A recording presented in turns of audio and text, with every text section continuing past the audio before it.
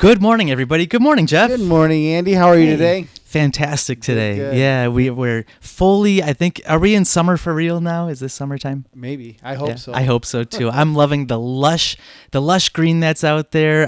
Just this beautiful weather. It's finally trying time. to get out on the lake. It's been a little bit windy and cool lately, but hopefully this is signs of good things to come. Yeah, absolutely. And how's your ear? Oh, well, thanks for asking. For those of you who are curious as well, slowly but surely healing. I'm somewhat confident. Is that an oxymoron already? I'm confident that I'll have it back by this Sunday. So God willing, good. God willing, awesome. That'll be wonderful.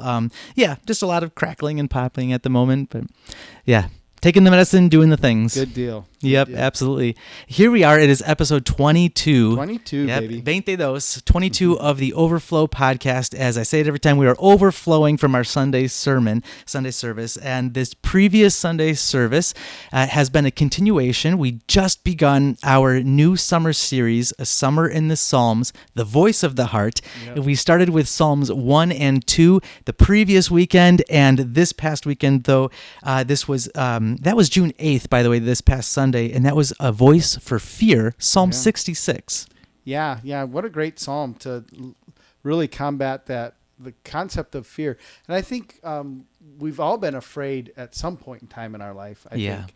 Like I know in my life, as I look back, there's a lot of times where, man, I was just afraid of what's coming, And with graduation season, there's a lot of that. For the graduates, right, they're excited because we're finally done with high school. But at the same time, man, the world seems so big. And there can be this level of anxiety and fear that creeps in. And fear can be debilitating. Yep, you're right.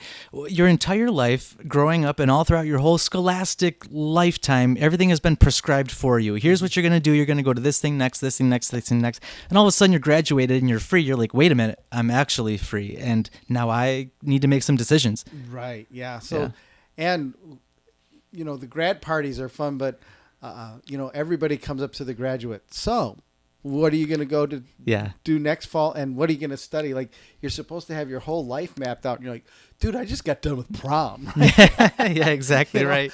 And and even college, I remember graduating from college, right? And, well, now you can do anything. What do you want to do? And there's just so many options. And that was... that was before the internet. I graduated college before the internet. Yes, there was a time that we didn't have the internet. And so, but I can only imagine how big the world feels now because you can actually, see all the different jobs and see what people are doing and what they want to do. And so, fear can be a thing where it can just stop you in your tracks. Yeah. I remember having to go to school counselors and things to be able to help have them assist me in determining what I wanted my major to be or what I wanted to do in my life. And now we can actually just talk to ChatGPT and it knows more about us than all of a sudden, here's what you're going to do for the rest of your life. Okay. Wow. Yeah, that actually makes a lot of sense. Yeah, right.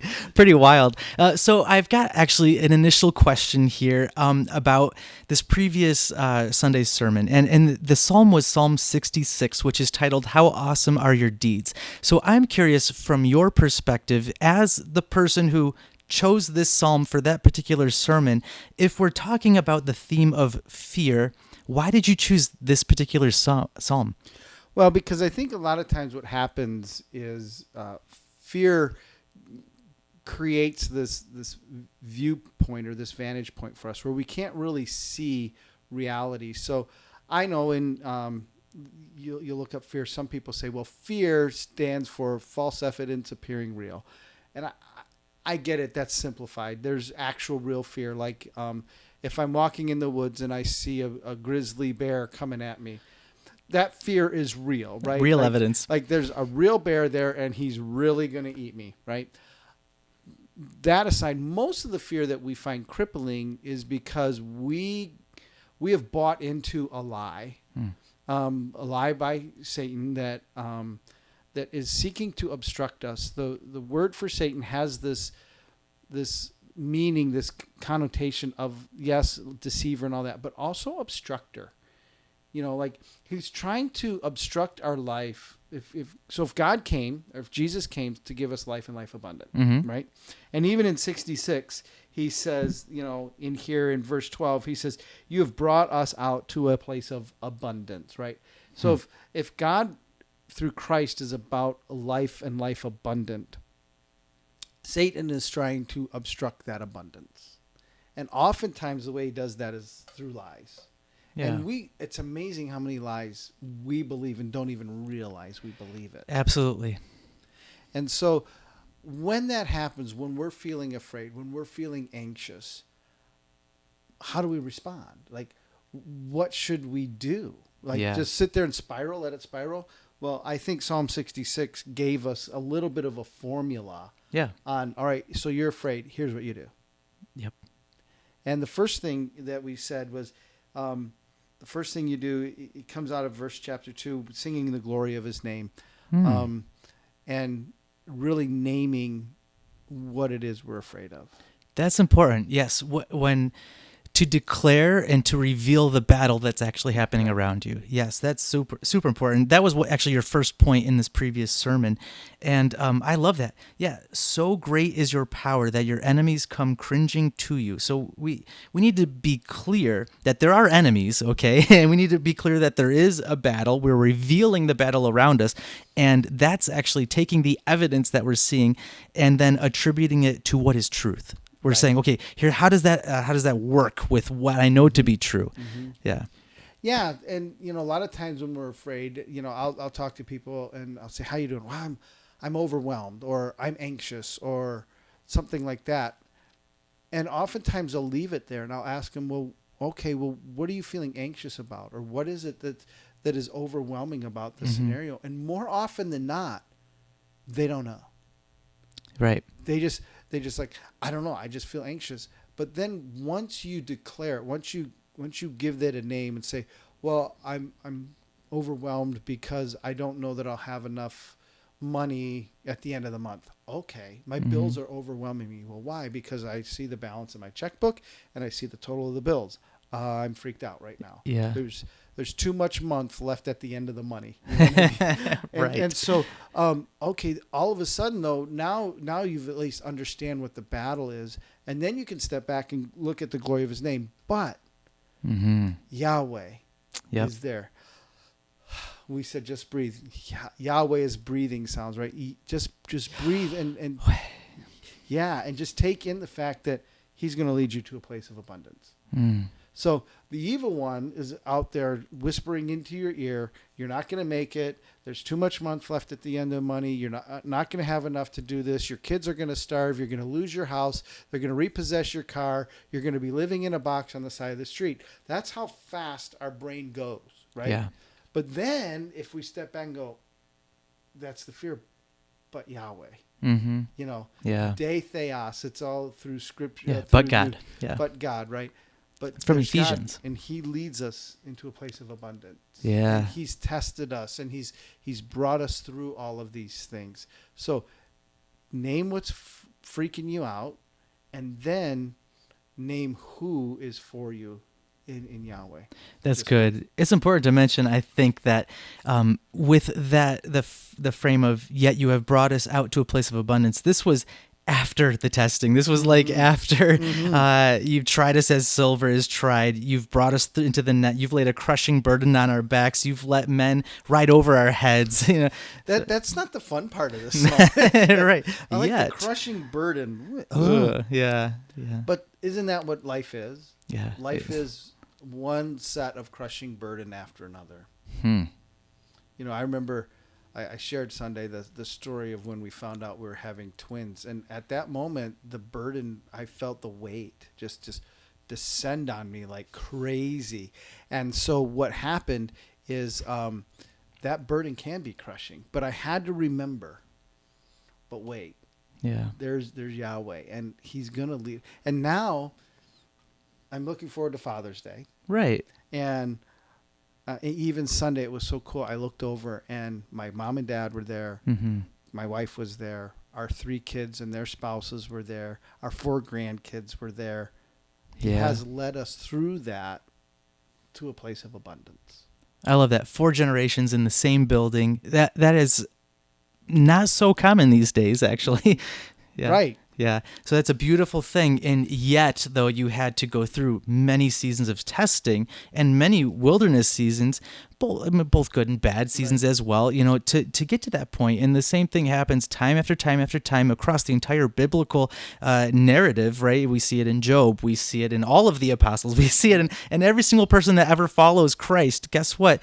It's going to be tough. But because of that opposition, because of the toughness and the victor mentality, being victorious over it, then what happens? You have maturity, you have growth, you have steadfastness, you have endurance that is built up. You actually have increased built up faith that can actually persevere through more things in the future. You can then also comfort others who have gone through the same things that you have been comforted through. Well, like last night at Family on Mission in our little small group, last night we had one individual that was sharing about the remembering the things that were going on, right? Yeah. And he said, man, we went through this economic really difficult time, and he said, I just felt like what could possibly be. And he says, but now we're in a better place than we could have ever thought, and God brought us through that. And so when I'm in the midst of fear, I'm in the midst of a time where I'm being overwhelmed, I have to stop, declare what it is, and remember what God's done for me in the past, and that this too will lead to a place of abundance. It might not feel like it now. Right. And then, so, you were in that group, and this person is a couple generations older than you. So now that gives you some history to lean on that might not be yours, but you can see you worship the same God, and Yahweh is your God just as Yahweh is his God.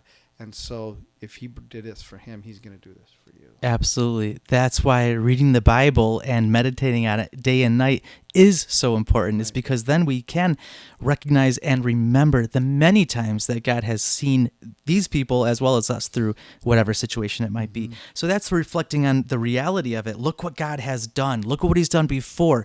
And so I'm kind of curious, though, as we in our current culture are needing to reflect on the realities of the challenges or circumstances that we're in, I know our church, The Well here in Brighton, has a lot of different tools to be able to work through these and kind of navigate through these issues or challenges. Do we have anything that might line up with this? Yeah, we do. What a great softball question. We do. And as part of our Equip ministry, that's what we call our discipleship philosophy is Equip. We have what we call the carpenter's toolbox. Jesus was raised by a carpenter, so we call it the carpenter's toolbox. And we believe that Jesus has given us different tools to handle things, and we have one we call the learning circle. And it is a tool that is very practical to help us deal with these times when we're feeling afraid or we're having some big emotional response to something. We were just talking to an individual earlier today that talked about being overwhelmed. And so we said, okay, well, what's causing you to be overwhelmed? And we just, what was going on? And we actually started taking this person through the learning circle. And so what it is we would say that it's a kairos moment. The word kairos is the Greek word for time. There's chronos, which is like, it's chronological time. Chronological time.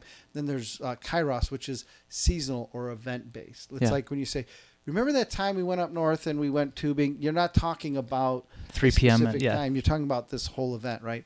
So kairos is a time, an event where God is trying to break his kingdom into your life, trying to break through the lies and replace those lies with truth. Yeah. And so it's very simple. We believe that a lot of times people just go, oh, I was overwhelmed, but I'm past it now. And they never stop and go, but why? Right. Why did I respond that way? So we just asked a couple of questions. What was going on when you were overwhelmed? Why do you think you responded the way you responded? And then what do you think God is trying to say to you? Or what do you need to learn from this? What truth is God trying to replace what lie in your life? And all of that is about repentance, turning away from a lie and toward the truth. Yeah. And then we come around the other side and say, okay, so what am I going to do about it? Right? What's God trying to say to me? What am I going to do about it? How am I going to handle that next time? What's the plan that I want to put in place? Who is someone that I can bring in to help discuss, uncover what this lie is, but then also hold me accountable for the next time through. And now I have the freedom to act and press into power into a new life. Yeah. So that's the learning circle in a nutshell. We do workshops on it. It's part of our discipleship culture. It's part of our FOM culture. It's really foundational to God. We believe God's always trying to speak to people, always trying to bring his truth in. It gives us a mechanism to help us train our ears to hear. Well, that's wonderful. And you did mention something that's very important as well, that we can analyze these feelings and get to the root of it, but it's the response to those feelings that is even more important. And so I had a prayer time last night, and I was saying for us, search us, God, and know our hearts. But then even more importantly, give us the will and the softened heart, or the heart, to actually make the change, or to do whatever it is that you desire and you will for our lives. Like, inspire that within us and fuel that fire within us to actually respond when you do talk to us. Yeah. Because that's super important right there.